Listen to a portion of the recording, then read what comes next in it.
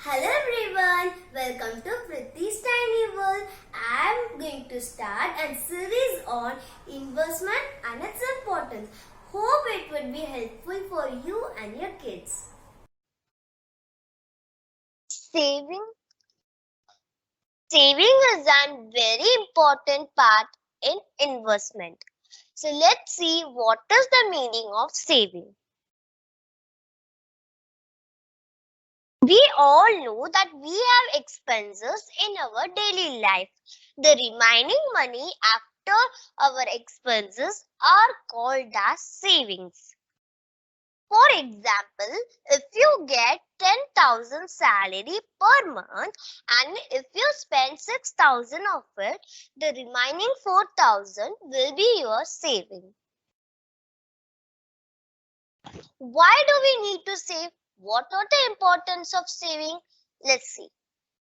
Saving can help in meeting financial commitments at a future date.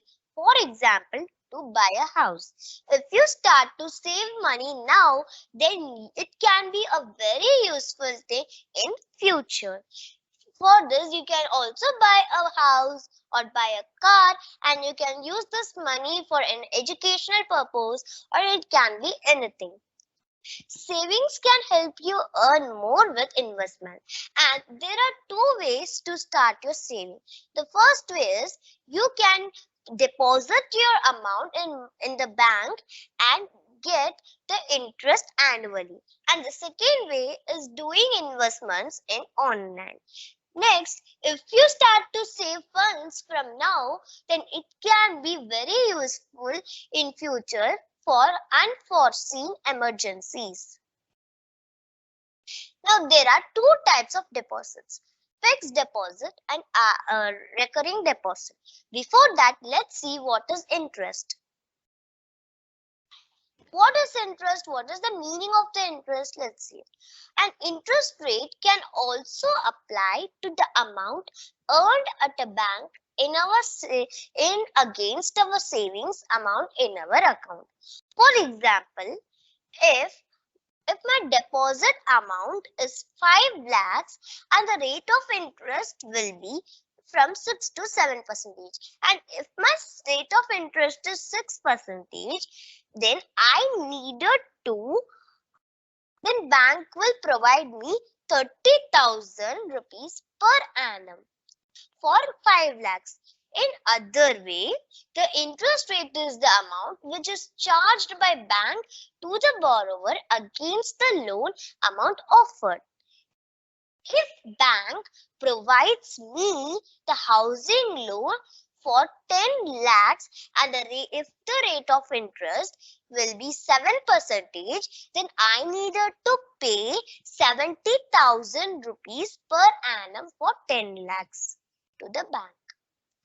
Next, let's come to what is fixed deposit in banks.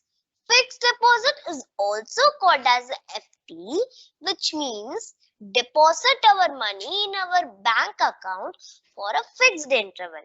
Let's take 10 years as our period, and amount will be 5 lakh.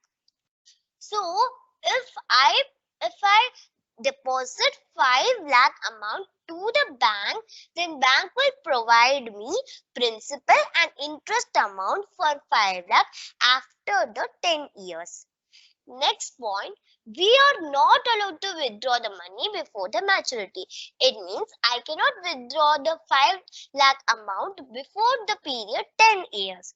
If I withdraw, then I need to pay a penalty.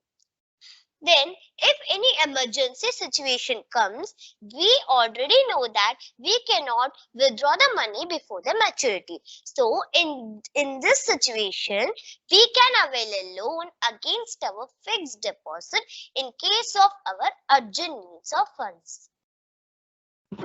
Next, let's see about the second type of deposit, which is recurring deposit. What is recurring deposit? A recurring deposit is a kind of a term deposit where we can save money in regular interval with fixed amount.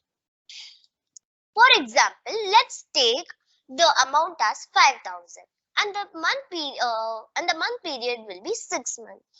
First, when we talk about recurring deposit, a worker will ask us the time period. Let's take the time period of 6 months. It can be either 1 year or 2 year or 6 months. So, for example, we are taking the time period as 6 months, and they will also ask the amount.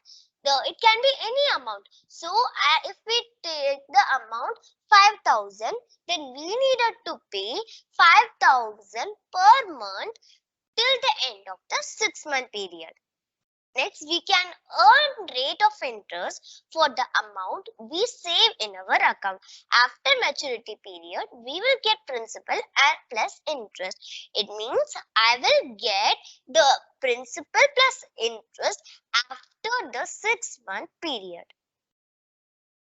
And our next topic is going to be in next video will be inflation, mutual funds, and why we needed mutual funds.